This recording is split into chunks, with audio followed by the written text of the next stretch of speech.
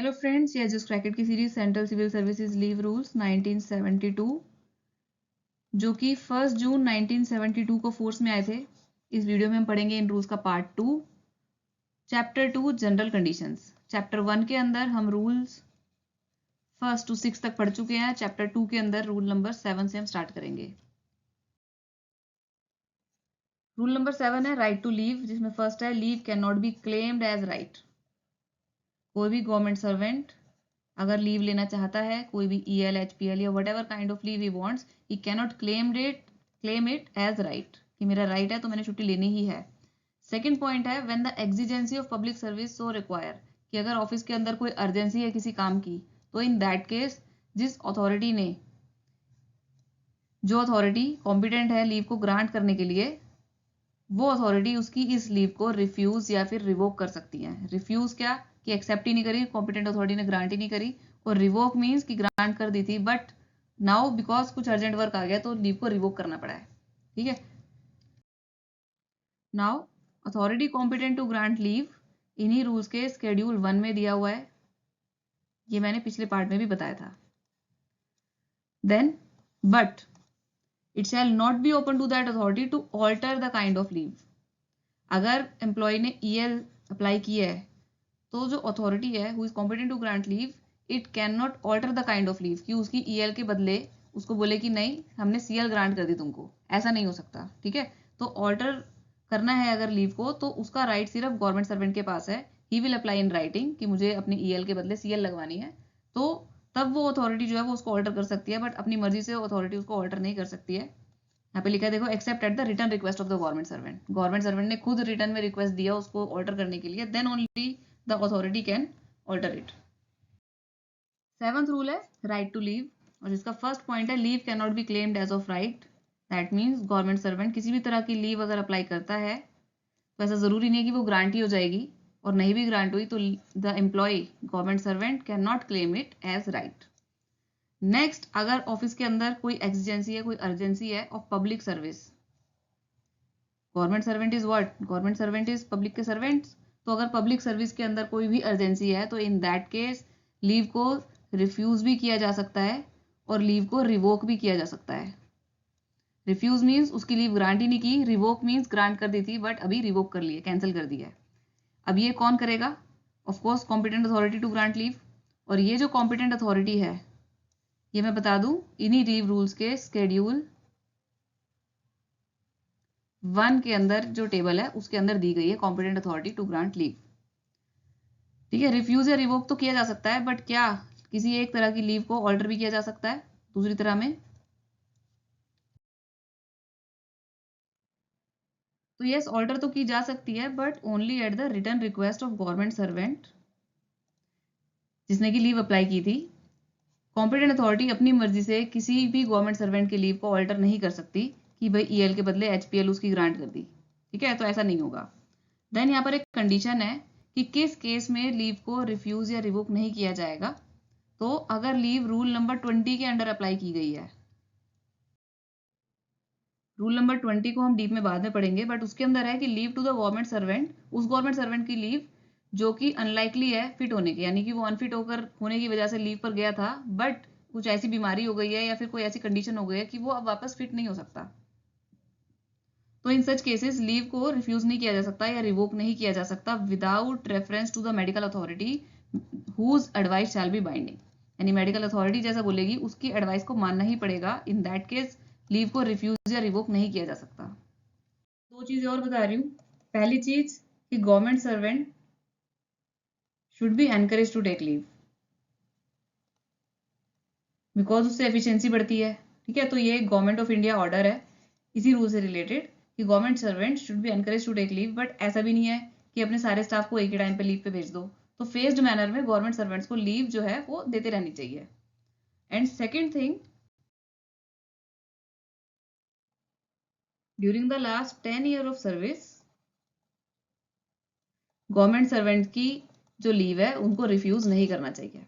ठीक है, ऑर्डिनरली इस रूल को फॉलो करना चाहिए, बट अगेन एग्जिजेंसी है, अगर पब्लिक इंटरेस्ट के अंदर किसी काम की एग्जिजेंसी या अर्जेंसी है तो इन दैट केस लीव को रिफ्यूज करना पड़ेगा, but ordinarily it should be followed कि 10 लास्ट की 10 साल की सर्विस में लीव को ना रिफ्यूज करना पड़े, क्योंकि 300 से ज़्यादा ईयर जो है वो अकुमुलेट तो कर नहीं सकते।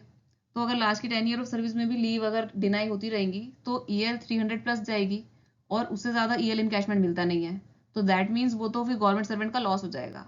तो इसको ध्यान में रखते हुए ये एक एडवाइजरी है, गवर्नमेंट ऑफ इंडिया ऑर्डर ही है ये भी एक, इन्हीं रूल्स के अंडर कि लास्ट की 10 ईयर ऑफ सर्विस के अंदर लीव रिफ्यूज नहीं करनी चाहिए। 8th rule, regulation of claim to leave.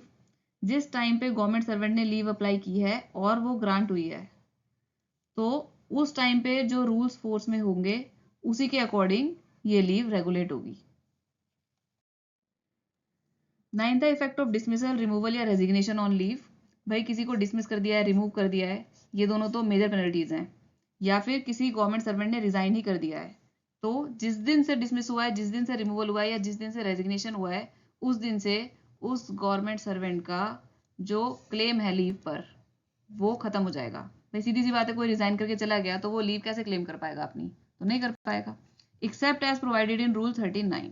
इसके अंदर जो एक्सेप्शन है वो रूल 39 के अंदर है कि क्विटिंग द सर्विस रेजिग्नेशन के टाइम पर कितनी लीव का इनकैशमेंट मिल सकता है या क्या, तो वो रूल 39 को हम डीप में उसी टाइम पर पढ़ेंगे। बट इसके अंदर अब एक सेकंड केस है कि अगर कोई गवर्नमेंट सर्वेंट सपोज ए पोस्ट होल्ड कर रहा है और उसने बी पोस्ट के लिए अप्लाई किया है with proper permission and proper channel से, उसकी एप्लीकेशन भी फॉरवर्ड हुई है, तो अब बी पोस्ट को ज्वाइन करने के लिए ए पोस्ट से उसको रिजाइन करना पड़ेगा। तो इन दैट केस इसकी जो लीव है वो सारी की सारी कैरी फॉरवर्ड हो जाएगी। Such resignation shall not result in the lapse of leave to his credit. ठीक है, लीव जो है वो लैप्स नहीं होगी, वो फॉरवर्ड हो जाएगी। तो ये टेक्निकल रेजिग्नेशन का केस है। नेक्स्ट देखते हैं। पॉइंट है कि कोई गवर्नमेंट सर्वेंट जिसको कि डिसमिस या फिर रिमूव किया गया था सर्विस से, दोनों ही मेजर पेनल्टीज है, and then this government servant makes an appeal, और उसके अपील की वजह से रिवीजन होता है उसकी मेजर पेनल्टी का, and he is reinstated.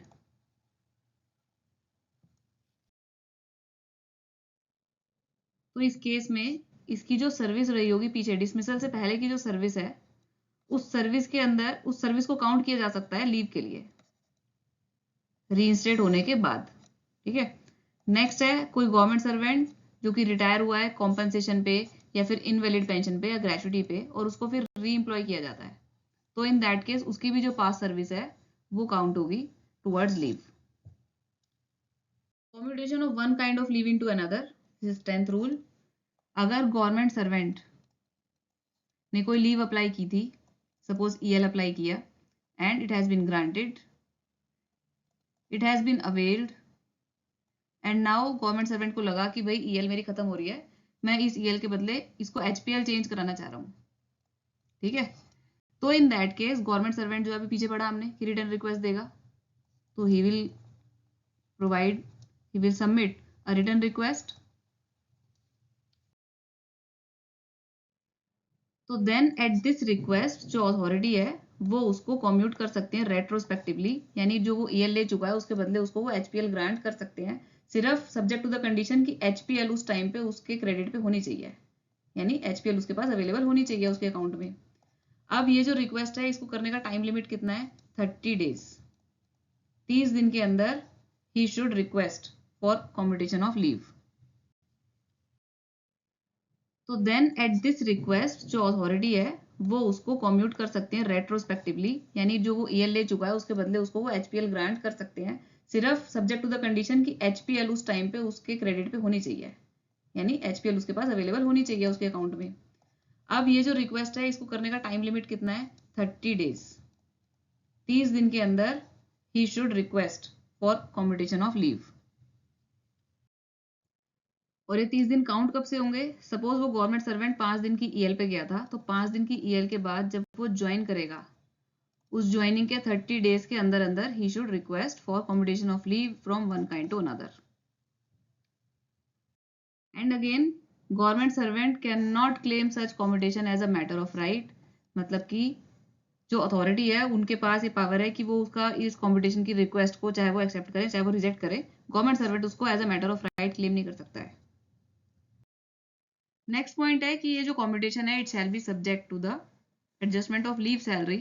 Suppose कोई गवर्नमेंट सर्वेंट ने 4 ईयर ली थी and after giving a return request within 30 days of joining, वो उनको कहता है कि भाई 4 HPL में कन्वर्ट कर दो, एंड अथॉरिटी जो है वो उसकी कन्वर्जन की रिक्वेस्ट, कॉम्पिटिशन की रिक्वेस्ट को मान भी लेती है।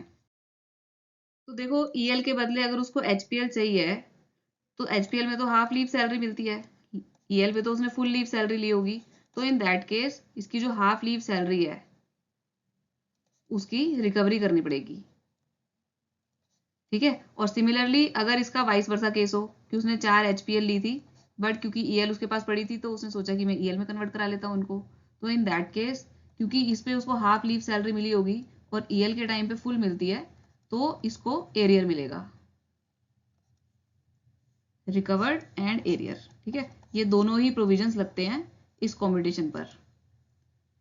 देन यहाँ पर एक नोट भी लिखा हुआ है विच सेज कि एक्स्ट्राऑर्डिनरी लीव यानी कि जो EOL है on medical certificate it can be commuted retrospectively into leave not due. EOL और medical certificate can be commuted into leave not due subject to कि उस लीव नॉट ड्यू के provisions क्या क्या हैं, और उसके प्रोविजंस हम पढ़ेंगे रूल नंबर 31 में। यहाँ पर एक इंपॉर्टेंट पॉइंट और है जो कि गवर्नमेंट ऑफ इंडिया ऑर्डर है कि अगर कोई गवर्नमेंट सर्वेंट जिसने की लीव ली थी EL या फिर कोई सी भी लीव ली थी और उसके बाद विद इन 1 month वो रिटायर भी कर गया, देन उसके पास ये ऑप्शन नहीं होता कि वो क्योंकि 30 days अभी नहीं हुए हैं इस EL को के बाद ज्वाइन किए हुए, तो वो 30 days के अंदर अब वो रेट्रोस्पेक्टिवली इस EL को चेंज कराने की रिक्वेस्ट नहीं कर सकता क्योंकि अब वो रिटायर हो चुका है एंड आफ्टर रिटायरमेंट जो लीव पर जो क्लेम होता है वो सीज हो जाता है। नेक्स्ट है combination of different kinds of leave. कौन सी लीव को किस लीव के साथ कॉम्बिनेशन में लिया जा सकता है, सिर्फ CL को किसी और के साथ कंबाइन नहीं किया जा सकता, यानी कि EL plus HPL plus EOL ये सब कॉम्बिनेशन चल जाएंगे बट इनमें से किसी के भी साथ CL कंबाइन नहीं होगी। And why is it so, because casual leave is not recognised as leave under these rules. बाद यहाँ पर भी कुछ GOI बताती हूँ आपको। फर्स्ट थिंग, CL को स्पेशल कैजुअल लीव के साथ कंबाइन किया जा सकता है बट अगर स्पेशल कैजुअल लीव को सपोज EL के साथ कंबाइन किया है, SCL को EL के साथ कंबाइन कर सकते हैं, तो इस कॉम्बिनेशन के साथ अब CL नहीं चलेगी। ठीक है, यानी सोनली CL को SCL के साथ कंबाइन किया जा सकता है। Next government of India order है कि हाफ डे कैजुअल लीव है, सपोज किसी के पास हाफ CL बच रही है, सपोज उसने ये हाफ CL किसी एक डेट सपोज 17 सितंबर को ये हाफ CL आफ्टरनून में ले ली और अब CL उसके पास खत्म हो गई सारी, और 18 सितंबर को उसकी तबीयत खराब हो गई इस वजह से वो आ नहीं पा रहा, तो वो कहेगा भी 18 सितंबर को मेरे को EL दे दो, बट अगर 18 को इसको EL दे दी तो CL और EL कंबाइन करनी पड़ जाएगी। ठीक है, तो इसके लिए इस तरीके की कंडीशंस के लिए दो बातें हैं। फर्स्ट थिंग कि अगर हाफ CL ही बची हुई है क्रेडिट पर तो इन दैट केस उसको आफ्टरनून में जनरली नहीं देना चाहिए ऑर्डिनरीली, बट स्टिल अगर देनी पड़ गई और किसी भी कंपेलिंग रीजंस की वजह से कोई गवर्नमेंट सर्वेंट जो है वो नहीं आ पा रहा है नेक्स्ट डे, तो in that case half CL को EL के साथ या फिर किसी और लीव के साथ कंबाइन करने का अलाउ किया जा सकता है। This is just an exception in exceptional cases कि भाई वो नेक्स्ट डे बहुत ही कंपेलिंग रीजंस है जिसकी वजह से वो नहीं आ पा रहा है।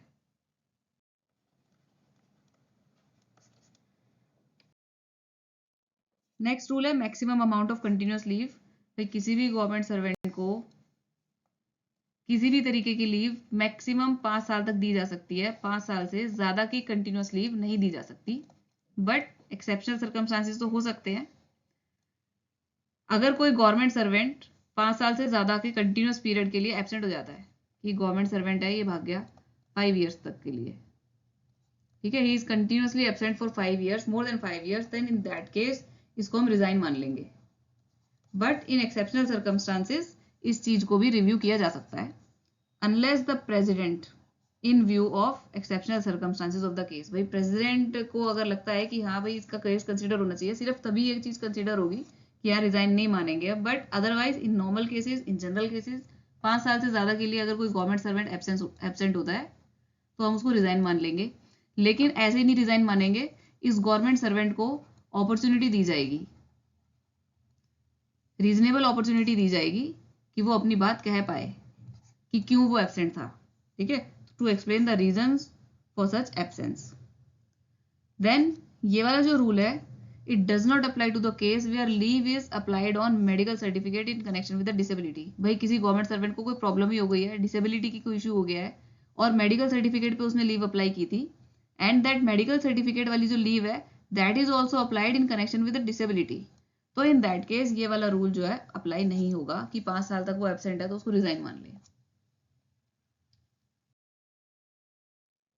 इस चैप्टर का लास्ट रूल है एक्सेप्टेंस ऑफ सर्विस और एम्प्लॉयमेंट वाइल ऑन लीव, कि कोई गवर्नमेंट सर्वेंट जो कि लीव पर है, चाहे वो लीव प्रिपेरेटरी टू रिटायरमेंट ही क्यों ना हो, एंड इस लीव के टाइम पर या फिर लीव प्रिपेरेटरी टू रिटायरमेंट के टाइम पीरियड के अंदर वो चाह रहा है कोई दूसरी सर्विस ज्वाइन करना या फिर कोई एम्प्लॉयमेंट लेना, जैसे private professional practice as accountant, consultant, legal या मेडिकल प्रैक्टिशनर, किसी भी तरीके की वो सर्विस, किसी भी तरीके की एम्प्लॉयमेंट वो लेना चाह रहा है, तो वो बिना प्रीवियस सैंक्शन के नहीं ले सकता।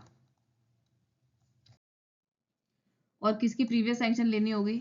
अगर वो इंडिया से अलग किसी जगह पर ये एम्प्लॉयमेंट लेना चाह रहा है, यानी इंडिया के बाहर एम्प्लॉयमेंट लेना चाह रहा है, तो इन दैट केस सैंक्शन लेनी होगी प्रेसिडेंट की। और विद इन इंडिया लेना चाह रहा है तो जो उसकी अपॉइंटिंग अथॉरिटी होगी उससे सैंक्शन लेनी होगी या फिर उससे परमिशन लेनी होगी। अब देखो पीछे हमने पढ़ा कि वाइल ऑन लीव किसी गवर्नमेंट सर्वेंट को अगर कोई एम्प्लॉयमेंट टेकअप करना है तो उसकी परमिशन लेनी पड़ेगी। बट यहाँ पर ये लिख रहे हैं कि no government servant shall ordinarily be permitted. ठीक है, तो बस इसके अंदर फर्क इतना है कि अगर कोई पर्सन लीव पर गया है which is not leave preparatory to retirement, यानी नॉर्मल लीव पर गया, सपोज ईओएल लेकर गया है, but leave preparatory to retirement पर नहीं गया है, तो इन दैट केस ऑर्डिनरली इस गवर्नमेंट सर्वेंट को परमिशन नहीं मिलेगी इस चीज की। देन भाई एक्सेप्शनल सर्कमस्टांसेस, एक्सेप्शनल केस तो कहीं पर भी हो सकते हैं, तो अगर इन एक्सेप्शनल केस ऐसी परमिशन अगर दी जाती है, grant of such permission is considered, कि भाई कंसिडर कर ली गई उसकी परमिशन एक्सेप्शनल सर्कमस्टांसेस के अंदर, तो इन दैट केस इस गवर्नमेंट सर्वेंट के पास 2 ऑप्शन रहेंगे, या तो वो अपनी सर्विसेज नए ऑफिस के अंदर ही ट्रांसफर करा ले टेम्परेरीली, ठीक है, कि जहां पर वो एम्प्लॉयमेंट लेना चाह रहा है टेम्परेरीली वो ले ले उसको, या फिर दूसरी चीज ही may be required to resign, भाई रिजाइन करके दूसरा एम्प्लॉयमेंट ले लो अगर लेना है तो, लीव लेने की क्या जरूरत है पहली वाली सर्विस से, राइट। नेक्स्ट देखो ऊपर के 2 रूल के अंदर तो बात है उन गवर्नमेंट सर्वेंट्स की जो कि नॉर्मल लीव पर गए हैं और then while on leave they intend to take up some private employment या फिर any other kind of employment. But C point के अंदर उस गवर्नमेंट सर्वेंट की बात हो रही है जो कि leave preparatory to retirement LPR पर गया है, तो this government servant has now proceeded on LPR, now he wishes to take up private employment, तो उनको नहीं परमिट किया जाएगा to take up private employment. ठीक है, ये रूल ये कहता है। हाउएवर किस चीज की परमिशन है? देखो प्राइवेट एम्प्लॉयमेंट की तो परमिशन नहीं है, पब्लिक सेक्टर अंडरटेकिंग के अंदर एम्प्लॉयमेंट लेने की परमिशन है, या फिर इसी रूल्स के रूल 38 के 2A के अंदर कुछ और बॉडीज लिखी गई हैं जिनके अंदर की एम्प्लॉयमेंट लेने की परमिशन है। ठीक है, एंड इन दैट इवेंट जो लीव सैलरी पेबल होगी वो रूल 40 से गवर्न होगी, और रूल 40 को भी हम आगे पढ़ेंगे। अब ये है रूल 38 का क्लॉज 2A, जिसके अंदर की वो बॉडीज लिखी गई हैं जिसके अंदर एम्प्लॉयमेंट परमिसिबल है। To that government servant who has proceeded to leave preparatory to retirement, local authority, corporation, company wholly और सब्सटेंशियली ओन्ड और कंट्रोल्ड बाय द गवर्नमेंट, या फिर बॉडी कंट्रोल्ड और फाइनेंस्ड बाय द गवर्नमेंट, यानी कि government body ही होनी चाहिए, होली या सब्सटेंशियली फाइनेंस या कंट्रोल्ड। ठीक है, दैट मीन्स किसी भी तरीके से private employment is not allowed during leave preparatory to retirement या फिर any other kind of leave. Next point, ये इस रूल 13 का लास्ट पॉइंट है।